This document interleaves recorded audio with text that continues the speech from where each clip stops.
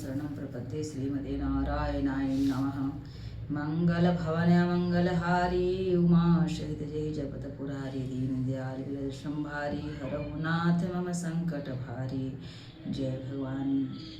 आइए हम लोग प्रतिदिन के भांति रामचरितमानस सुनेंगे, आनंद उठाएंगे और पुण्य की भागी बनेंगे। जय हो। कल हम लोग सुन रहे थे कि सब सखी सब कह रही है कि भगवान जनक जी बेकार के प्रण किए हुए उनको प्रण तोड़ करके और जो सुंदर सुकुमार जो राजकुमार आए हुए हैं, एक गोरा एक सांवला, और सांवले के साथ विवाह कर देना चाहिए। हम लोग आगे दर्शन करते हैं। बोलिय पर कहु सखिनी का यही बियाह यति हित सब ही का। को कह शंकर चाप कठोरा ये श्यामल मृदु गात किशोरा। दूसरी सखी कह रही है क्या? दूसरी सखी, हे सखी तुमने बहुत अच्छा कहा, इस विवाह से सभी का परम हित है। किसी ने कहा शंकर जी का धनुष कठोर है और ये सांवले राजकुमार कोमल शरीर के बालक है। सबु असमंजस है सयानी यह सुनिय पर कही मृदुवानी। सखी ने कह को अस कही बड़ प्रभाव देखत लघु गई। हे सयानी अब असमंजस है, असमंजस ही है। यह सुनकर दूसरी सखी कोमल वाणी से कहने लगी, है सखी इनके संबंध में कोई ऐसा कहते हैं कि ये दिखने में तो छोटे हैं पर इनका प्रभाव बहुत बड़ा है।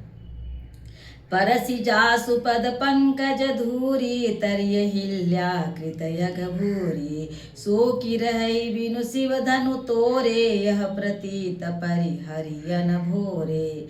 जिनके चरण कमलों की धूल का स्पर्श पाकर अहल्या तर गई। जिसने बड़ा भारी पाप किया था वे क्या शिव जी का धनुष बिना तोड़े रहेंगे? इस विश्वास को भूलकर भी नहीं छोड़ना चाहिए। जेहि बिरंचि रचिसिय सवारी तेहि श्यामल बरु रचे विचारी। तासु वचन सुनी सब हर्षानी ऐसे ही हो कहे मृदुबानी। जिस ब्रह्मा ने सीता को सवार कर बड़ी चतुराई से रचा है उसी ने विचार कर सांवला बर भी रच रखा है। उसके ये वचन सुनकर सब हर्षित हुई और कोमल वाणी कहने लगी, ऐसा ही हो। हिय हर सही वर सही सुमना सुमुखी सुलोचनी वृंद। जाई जहाँ जहाँ बंधु दो तह परमानंद।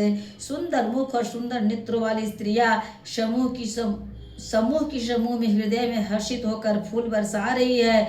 जहाँ जहाँ दोनों भाई जाते वहाँ वहाँ परम आनंद छा जाता है। पूरब दिशि के दो भाई जहाँ धन मुख हित भूमि बनाई। अति विस्तार चारु गच ढारी विमल वेदिका रुचिर संवारी। दोनों भाई नगर के पूरब ओर गए जहाँ धनुष के लिए रंग भूमि बनाई गई थी। बहुत लंबा चौड़ा सुंदर ढाला हुआ पक्का आंगन था जिस पर सुंदर और निर्मल वेदी सजाई गई थी। चहुदिशि कंचन मंच विशाला रचे जहाँ बैठे महिपाला। तेहि पाछे समीप चौपासा पर मंच मंडली विलासा। चारों ओर सोने के बड़े बड़े मंच बने थे जिन पर राजा लोग बैठेंगे। उनके पीछे समीप ही चारों ओर मचानों का पंडाल कार घेरा सुशोभित था। कछुक ऊंची सब भांति सुहाई बैठे नगर लोग जह जाए। तिनके निकट विशाल सुहाए धवल धाम बहुबर न बनाए। वह बहुत ऊंचा था और सब प्रकार से सुंदर था। जहाँ जाकर नगर के लोग बैठेंगे उन्हीं के पास विशाल एवं सुंदर सफेद मकान और अनेक रंगों से बनाए गए हैं। जहाँ बैठे देखहि सब नारी जथा जोग कुल निज कुल अनुहारी। पूरे बालक कही कही मृदु बचना सादर प्रभु ही दिखावहि रचना। जहाँ अपने अपने कुल के अनुसार सब स्त्रियां यथा योग्य जिसको जहाँ बैठना उचित है बैठकर देखेंगी। नगर के बालक कोमल वचन कहकर आदर पूर्वक प्रभु श्री रामचंद्र जी को यज्ञशाला की रचना दिखला रहे हैं।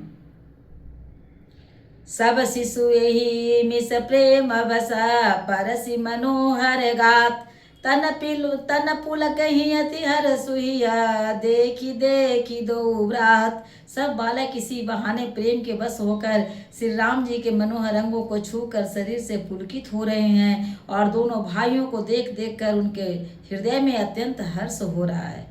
शिशु सब राम प्रेम बस जाने प्रीति समेत निकेत बखाने निज निज रुचि सब ले ही बोलाई सहित स्नेह जाई दो भाई।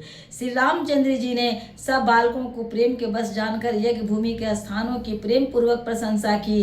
इससे बालकों का उत्साह और आनंद प्रेम और भी बढ़ गया, जिससे वह सुबह सब अपनी अपनी रुचि के अनुसार उन्हें बुला लेते और प्रत्येक को बुलाने पर दोनों भाई प्रेम सहित उनके पास चले जाते हैं।